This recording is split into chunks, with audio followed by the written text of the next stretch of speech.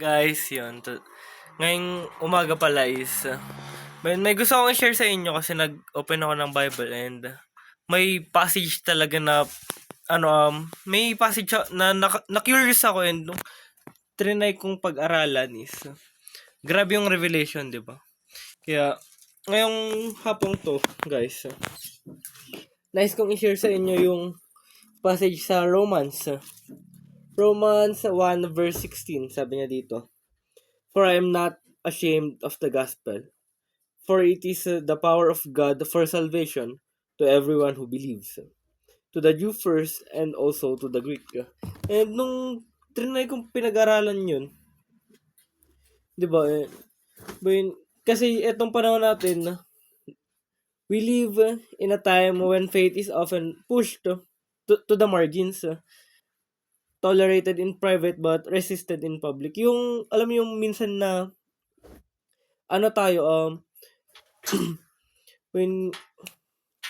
minsan na, mas active pa yung, natin, yung life natin in secular sa public, kesa i-reflect natin yung love na binigay ni God sa atin. 'Di ba? Many believers struggle with fear of rejection, ridicule, or misunderstanding. Kadalasan ganun yung sa buhay natin na ang dami nating kinakatakutan. Takot tayong ma-judge, lalo na kasi mga Kristiyano tayo. Takot tayong ma-judge kapag mag-share tayo na ayaw natin mapakinggan yung hala yan na naman siya. Puro Jesus na naman sabihin yan. Puro Bible na naman. Ganun yung mga typical na kinakatakutan natin. Pero sa context po ng passage natin ngayon, Romans 1 chapter 16. Romans chapter 1 verse 16. Sorry for that. When sabi niya, Paul speaks with bold clarity, for I am not ashamed of the gospel. Sabi niya ganun.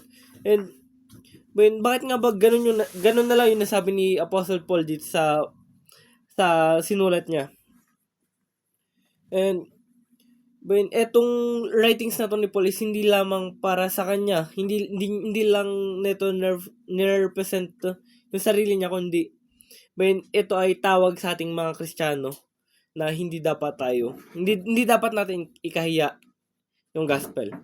Pinakaunang doon is yung kung mapapansin natin, a bold confession, sabi niya, I am not ashamed. Paul's statement assumes pressure and opposition. Rome was the center of power, intellect, and culture. The gospel Paul preached, crucified, and risen Savior stood in sharp contrast to Roman pride and Jewish expectation. Paul had suffered imprisonment, nakulong siya, beatings, and rejection because of the gospel. Yet he does not say, I am brave or I am strong. But he said, I am not ashamed. Diba?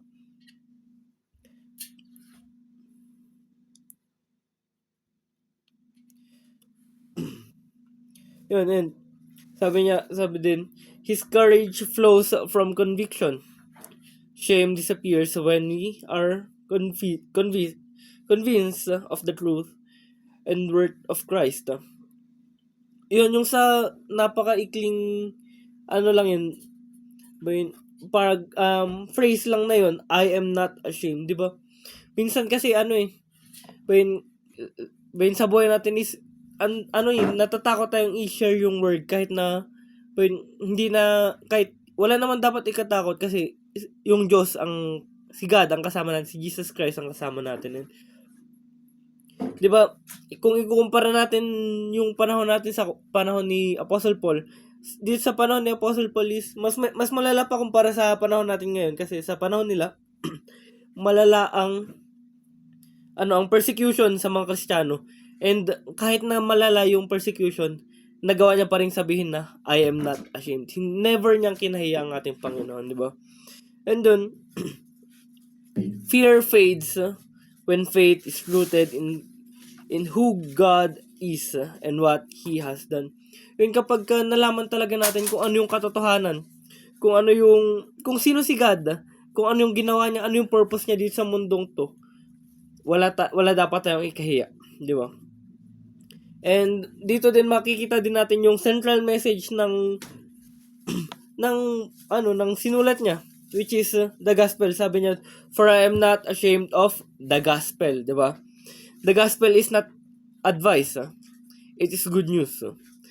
It declares what God has done through Jesus Christ. His incarnation, crucifixion, resurrection, and lordship.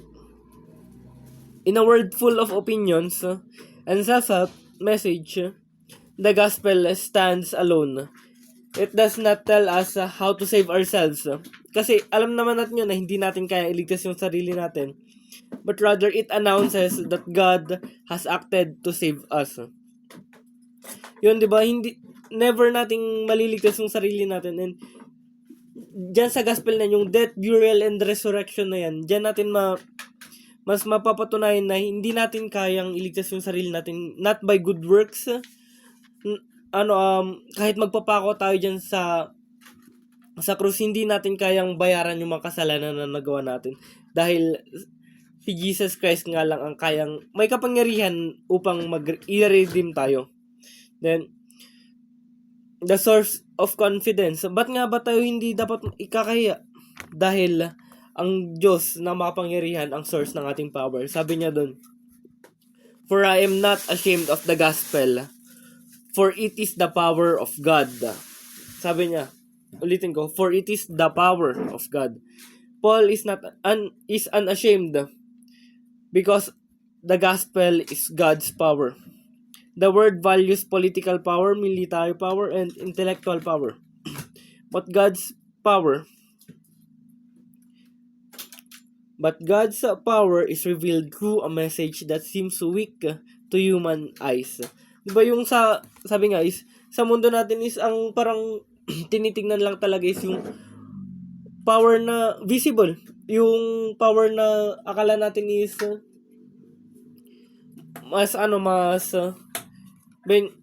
yung mas malakas kasi nakikita natin, 'di ba yun nga yung sabi na normally is pag power is political power, military power, and intellectual power, but nakakaligtaan natin kung ano yung mas malakas na power doon, yung mas dakilang kapangyarihan doon. Yun ay yung kapangyarihan ng ating Panginoon, God's power. And it is revealed through message na minsan is parang ay ganyan lang, hindi naman yan ganun kalalim kasi parang salita lang yan di ba? Pero minsan kung ano pa yung sa tingin natin ay maliit, yun yung malaki. 'Di ba? Yung sa kagaya sa passage ng yung sa parable ni Jesus Christ, yung sa mustard seed, 'di ba? Napakaliit pero napakalaki. 'Di ba? Doesn't make sense pero yun siya yung napakaliit na na buto is kayang lumaki ng hindi mo inaasahan, 'di ba?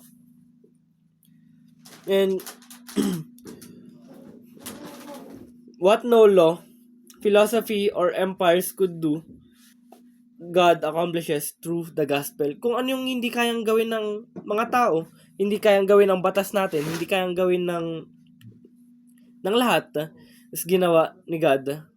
And natin yun through the gospel. Mas maintindihan natin yun through the gospel. We do not defend the gospel. Hindi naman natin kailangan hindi tayo tinawag ng ating Panginoon upang makipagdebate about sa gospel, kundi ang kailangan lang natin gawin is i-proclaim kung ano yung ginawa ng ating Panginoon, 'di ba? I-proclaim natin at magtiwala sa kapangyarihan niya kasi nga wala tayong kapangyarihan magbago, tayo lang is instrumento tayo ng ating Panginoon para makarinig yung ibang tao at para sila is ma-touch ng kapangyarihan ng ating Panginoon at magbago. Then, the purpose, ano ba yung purpose nun? Sabi dun, for it is the power of God for salvation. Sabi niya, salvation is more than escape from judgment. It is deliverance from sin, reconciliation with God, and transformation into Christ-likeness.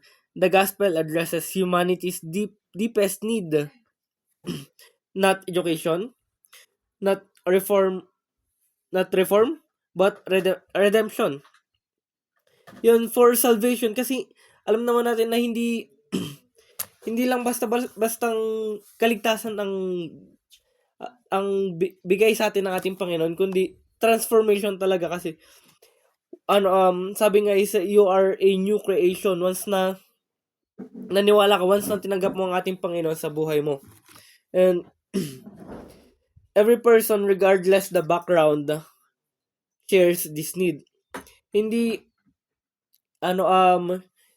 lahat ng walang pinipili ang gospel, walang pinipili si God para sa salvation. Lahat is nangangailangan ng tagapagligtas. And etong is hindi lang yung gospel is ina-address niya, hindi lang yung kailangan natin sa education, hindi lang sa reform, to be reformed, but it is the redemption, ang kabayaran ng ating mga kasalanan. And isa pa is the condition to everyone who believes. Salvation is offered to all, but received by faith. And when sa atin lang din, mga kapatid, kapag tumatanggap tayo ng regalo, hindi natin tatanggapin yun na hindi ibibigay sa atin yung regalo hangga't hindi natin tinatanggap. Or pag inabot sa atin yung regalo, ang kailangan lang natin gawin is tanggapin natin, kunin natin.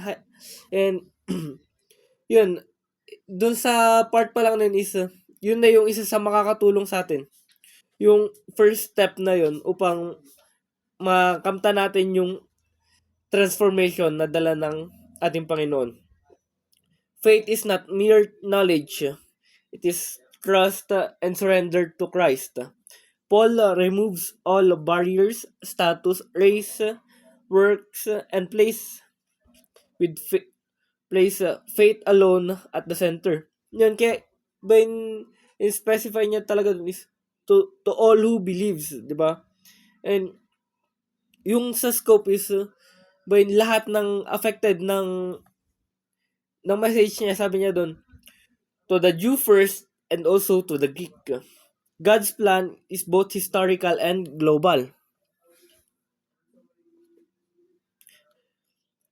The gospel fulfills God's promises to Israel and extends to all nations. This verse reminds the church of its mission to cross boundaries and proclaim Christ to all people. Diba, hindi naman sinabi na sarilinin natin yung kaligtasan, kundi ipahayag natin, i-proclaim natin yung kaligtasan na na narinig natin, na tinanggap natin. At wag nating ikahiya. Do not be ashamed, for sabi nga ni Apostle Paul, I am not ashamed.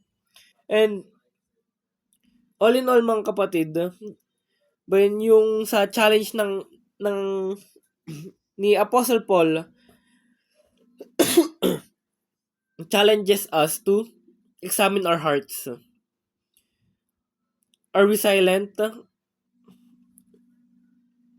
when we should speak?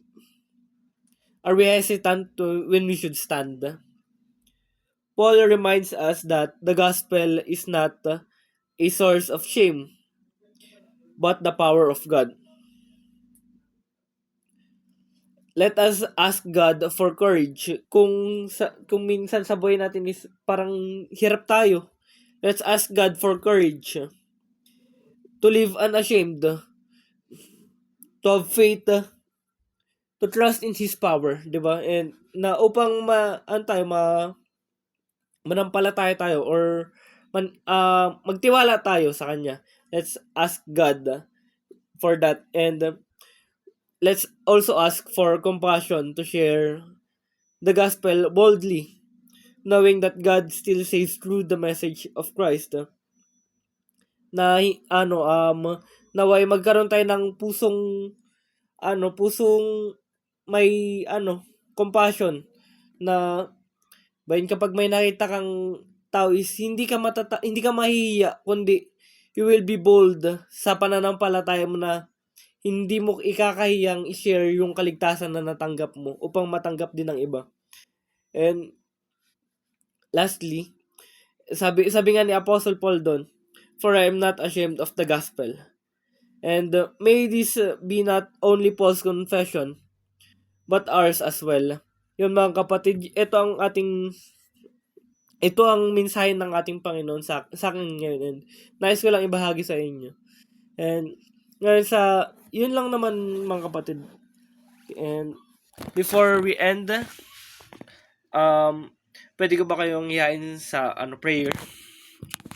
Yun, manalangin tayo. Let's pray. Yes, Lord, Heavenly Father, ang mga makapangyarihan, amang banal, Panginoon. Muli, Panginoon, lumalapit kami sa inyo, Panginoon. Nagpapasalamat, Panginoon, sa buhay po ng bawat isa, Panginoon, na pinagkaloob niyo po, Panginoon. And, Panginoon, nagpapasalamat din po kami, Panginoon, sa mga blessings po na walang sawa niyo pong binibigay sa amin, Panginoon. And, Panginoon, sa mensahe mo po ngayong hapon na to, Panginoon, patuloy ka po naming pupurihin, Panginoon. Ikaw po ay aming i-declare, ipoproclaim po namin ang pangalan mo sa lahat po ng tao na kaya po namin pagproclaiman. And Lord, hindi po kami mahihiya sa mag-share ng iyong mga salita, Panginoon. Lord, we glorify your name. We praise you, Panginoon, ng paulit-ulit. Ito lamang po ang aming nata sa pangalan ni Jesus. Amen. Thank you, guys. Thank you for listening, and goodbye.